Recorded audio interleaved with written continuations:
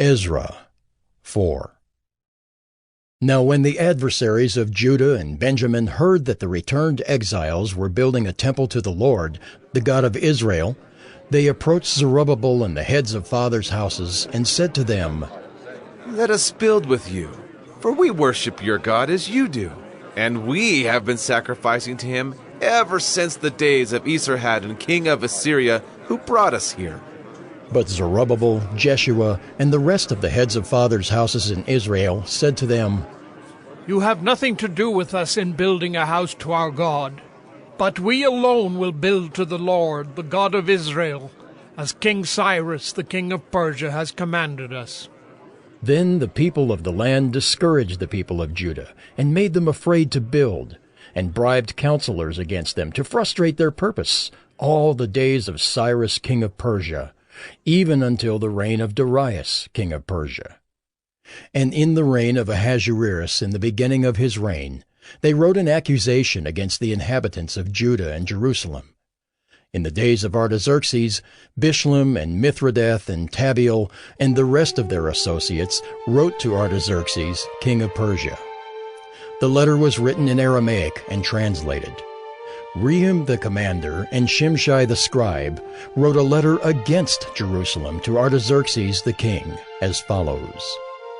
Rehum the commander, Shimshai the scribe, and the rest of their associates, the judges, the governors, the officials, the Persians, the men of Erech, the Babylonians, the men of Susa, that is, the Elamites, and the rest of the nations whom the great and noble Osnappar deported and settled in the cities of Samaria and in the rest of the province beyond the river.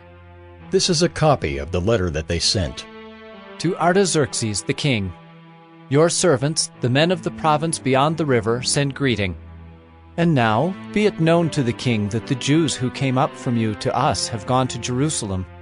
They are rebuilding that rebellious and wicked city. They are finishing the walls and repairing the foundations.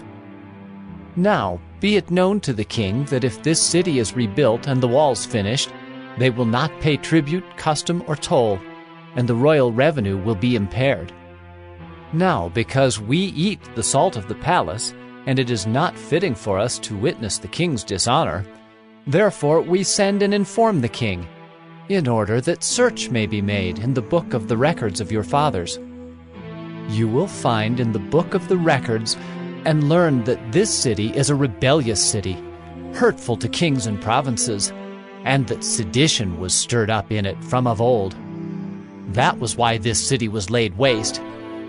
We make known to the king that if this city is rebuilt and its walls finished, you will then have no possession in the province beyond the river. The king sent an answer. To Rehum the commander and Shimshai the scribe, and the rest of their associates who live in Samaria, and in the rest of the province beyond the river, greeting. And now the letter that you sent to us has been plainly read before me. And I made a decree, and search has been made, and it has been found that this city from of old has risen against kings, and that rebellion and sedition have been made in it. And mighty kings have been over Jerusalem, who ruled over the whole province beyond the river, to whom tribute, custom, and toll were paid. Therefore make a decree that these men be made to cease, and that this city be not rebuilt, until a decree is made by me. And take care not to be slack in this matter. Why should damage grow to the hurt of the king? Then, when the copy of King Artaxerxes' letter was read before Rehum and Shimshai the scribe and their associates, they went in haste to the Jews at Jerusalem, and by force and power made them cease. Then the work on the house of God that is in Jerusalem stopped, and it ceased until the 2nd year of the reign of Darius, king of Persia. Ezra 5. Now the prophets Haggai and Zechariah the son of Iddo prophesied to the Jews who were in Judah and Jerusalem in the name of the God of Israel who was over them. Then Zerubbabel the son of Shealtiel and Jeshua the son of Jozadak arose and began to rebuild the house of God that is in Jerusalem, and the prophets of God were with them, supporting them. At the same time, Tattenai, the governor of the province beyond the river, and Shethar-Bozenai and their associates came to them and spoke to them thus: Who gave you a decree to build this house and to finish this structure? They also asked them this: What are the names of the men who are building this building? But the eye of their God was on the elders of the Jews, and they did not stop them until the report should reach Darius, and then an answer be returned by letter concerning it. This is a copy of the letter that Tattenai, the governor of the province beyond the river, and Shethar-Bozenai and his associates, the governors who were in the province beyond the river, sent to Darius the king. They sent him a report in which was written as follows: To Darius the king, all peace. Be it known to the king that we went to the province of Judah to the house of the great God. It is being built with huge stones, and timber is laid in the walls. This work goes on diligently and prospers in their hands. Then we asked those elders and spoke to them thus: Who gave you a decree to build this house and to finish this structure? We also asked them their names, for your information, that we might write down the names of their leaders. And this was their reply to us: We are the servants of the God of heaven and earth, and we are rebuilding the house that was built many years ago, which a great king of Israel built and finished. But because our fathers had angered the God of heaven, he gave them into the hand of Nebuchadnezzar, king of Babylon, the Chaldean, who destroyed this house and carried away the people to Babylonia. However, in the first year of Cyrus, king of Babylon, Cyrus the king made a decree that this house of God should be rebuilt, and the gold and silver vessels of the house of God, which Nebuchadnezzar had taken out of the temple that was in Jerusalem and brought into the temple of Babylon. These Cyrus the king took out of the temple of Babylon, and they were delivered to one whose name was Sheshbazzar, whom he had made governor. And he said to him, Take these vessels, go and put them in the temple that is in Jerusalem, and let the house of God be rebuilt on its site. Then this Sheshbazzar came and laid the foundations of the house of God that is in Jerusalem. And from that time until now it has been in building, and it is not yet finished. Therefore, if it seems good to the king, let search be made in the royal archives there in Babylon to see whether a decree was issued by Cyrus the king for the rebuilding of this house of God in Jerusalem. And let the king send us his pleasure in this matter. Ezra 6. Then Darius the king made a decree, and search was made in Babylonia, in the house of the archives where the documents were stored. And in Ecbatana, the capital that is in the province of Media, a scroll was found on which this was written: A record. In the first year of Cyrus the king issued a decree. Concerning the house of God at Jerusalem, let the house be rebuilt, the place where sacrifices were offered, and let its foundations be retained. Its height shall be 60 cubits, and its breadth 60 cubits, with 3 layers of great stones, and 1 layer of timber. Let the cost be paid from the royal treasury.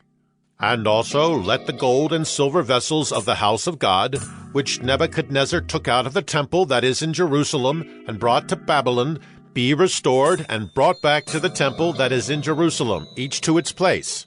You shall put them in the house of God. Now therefore, Tattenai, governor of the province beyond the river, Shethar-Bozenai, and your associates, the governors who are in the province beyond the river, keep away. Let the work on this house of God alone. Let the governor of the Jews and the elders of the Jews rebuild this house of God on its site. Moreover, I make a decree regarding what you shall do for these elders of the Jews for the rebuilding of this house of God. The cost is to be paid to these men in full and without delay from the royal revenue, the tribute of the province from beyond the river. And whatever is needed, bulls, rams, or sheep for burnt offerings to the God of heaven, wheat, salt, wine, or oil, as the priests at Jerusalem require, let that be given to them day by day without fail, that they may offer pleasing sacrifices to the God of heaven, and pray for the life of the king and his sons. Also, I make a decree that if anyone alters this edict, a beam shall be pulled out of his house, and he shall be impaled on it, and his house shall be made a dunghill. May the God who has caused his name to dwell there overthrow any king or people who shall put out a hand to alter this, or to destroy this house of God that is in Jerusalem. I, Darius, make a decree. Let it be done with all diligence. Then, according to the word sent by Darius the king, Tattenai, the governor of the province beyond the river, Shethar-Bozenai, and their associates did with all diligence what Darius the king had ordered. And the elders of the Jews built and prospered through the prophesying of Haggai the prophet and Zechariah the son of Iddo. They finished their building by decree of the God of Israel, and by decree of Cyrus and Darius and Artaxerxes king of Persia. And this house was finished on the 3rd day of the month of Adar, in the 6th year of the reign of Darius the king. And the people of Israel, the priests and the Levites, and the rest of the returned exiles, celebrated the dedication of this house of God with joy. They offered at the dedication of this house of God 100 bulls, 200 rams, 400 lambs, and as a sin offering for all Israel, 12 male goats, according to the number of the tribes of Israel. And they set the priests in their divisions and the Levites in their divisions for the service of God at Jerusalem, as it is written in the book of Moses. On the 14th day of the 1st month, the returned exiles kept the Passover. For the priests and the Levites had purified themselves together. All of them were clean. So they slaughtered the Passover lamb for all the returned exiles, for their fellow priests, and for themselves. It was eaten by the people of Israel who had returned from exile, and also by everyone who had joined them and separated himself from the uncleanness of the peoples of the land to worship the Lord, the God of Israel. And they kept the feast of unleavened bread 7 days with joy. For the Lord had made them joyful, and had turned the heart of the king of Assyria to them, so that he aided them in the work of the house of God, the God of Israel. Psalm 137. By the waters of Babylon, there we sat down and wept, when we remembered Zion. On the willows, there we hung up our lyres. For there our captors required of us songs, and our tormentors mirth, saying, Sing us one of the songs of Zion. How shall we sing the Lord's song in a foreign land? If I forget you, O Jerusalem, let my right hand forget its skill. Let my tongue stick to the roof of my mouth, if I do not remember you, if I do not set Jerusalem above my highest joy. Remember, O Lord, against the Edomites the day of Jerusalem, how they said, Lay it bare, lay it bare, down to its foundations. O daughter of Babylon, doomed to be destroyed, blessed shall he be who repays you with what you have done to us. Blessed shall he be who takes your little ones and dashes them against the rock.